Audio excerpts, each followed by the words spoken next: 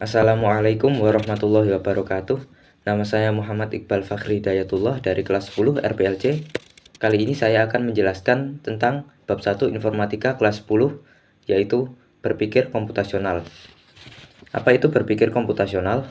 Berpikir komputasional adalah metode menyelesaikan masalah dengan cara menerapkan model ilmu komputer. Ada 4 landasan berpikir komputasional, yaitu dekomposisi, pengenalan pola, abstraksi, dan perancangan algoritma. Memasuki subbab pertama, yaitu pola berpikir. A. Konsep ide atau gagasan. Ide atau gagasan adalah respon berpikir yang melahirkan imajinasi berupa rancangan solusi terhadap masalah yang dihadapi sebagai hasil pemikiran, baik secara spontan ataupun dengan pemikiran yang lama. B. Teknik memetakan ide. Teknik memetakan ide yaitu tahapan mengkategorikan, menjabarkan, dan menggambarkan ide. C. Konsep algoritma. Algoritma adalah serangkaian proses atau aturan yang disusun atau diurutkan secara sistematis dan logis untuk menyelesaikan permasalahan.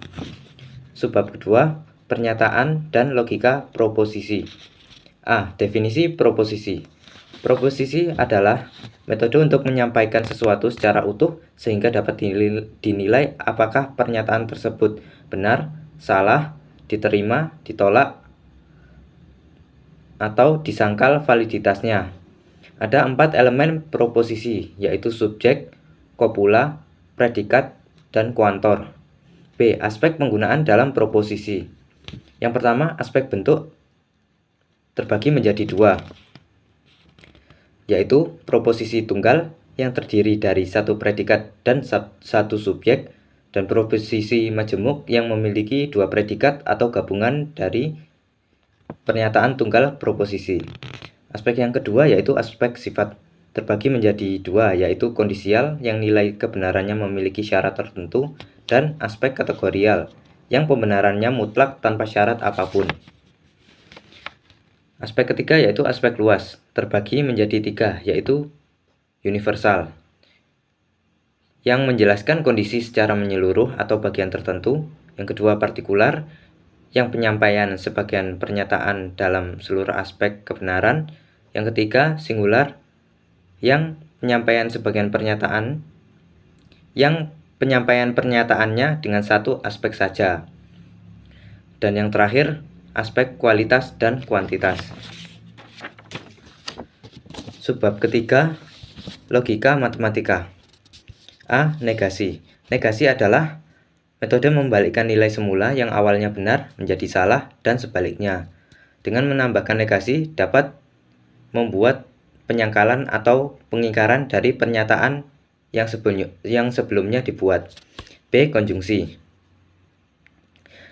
Konjungsi yaitu teknik penggabungan beberapa pernyataan dengan karakteristik konjungsi kata dan. Konjungsi akan menghasilkan keluaran benar jika kedua masukan bernilai benar. C. Disjungsi. Disjungsi yaitu teknik perbandingan antara 2 pernyataan yang dihubungkan dengan kata atau. Disjungsi akan menghasilkan nilai benar selama ada satu pernyataan yang benar. D. Implikasi, yaitu penerapan pernyataan majemuk yang menggunakan kata penghubung jika ... maka. E. Biimplikasi, yaitu penerapan pernyataan majemuk yang dibentuk dengan menggunakan kata penghubung ... jika dan hanya jika.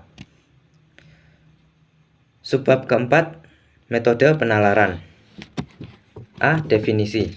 Penalaran adalah proses menyimulasikan ide dalam objek untuk dianalisis, ditimbang, diuji secara mendalam.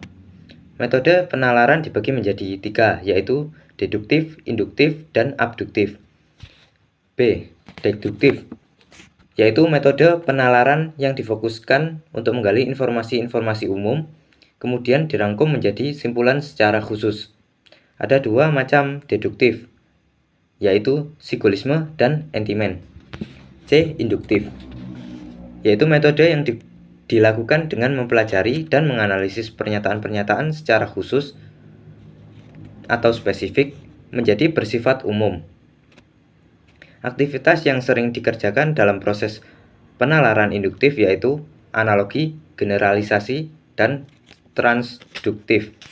D. Abduktif, yaitu metode yang dilakukan dengan mengambil salah satu opsi argumen atau alasan yang dianggap mendekati kebenaran dari beberapa pilihan argumentasi.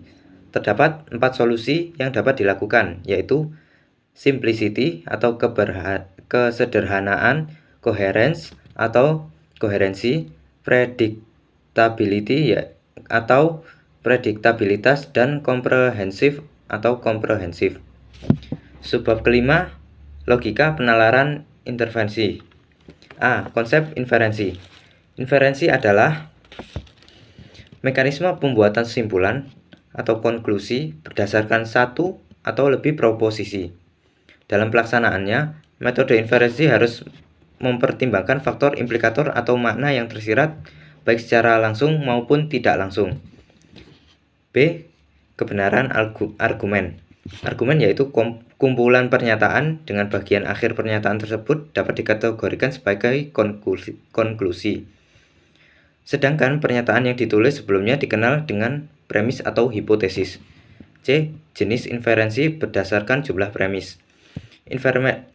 Inferensi langsung, yaitu mekanisme penarikan simpulan secara langsung berdasarkan sebuah premis yang dinyatakan.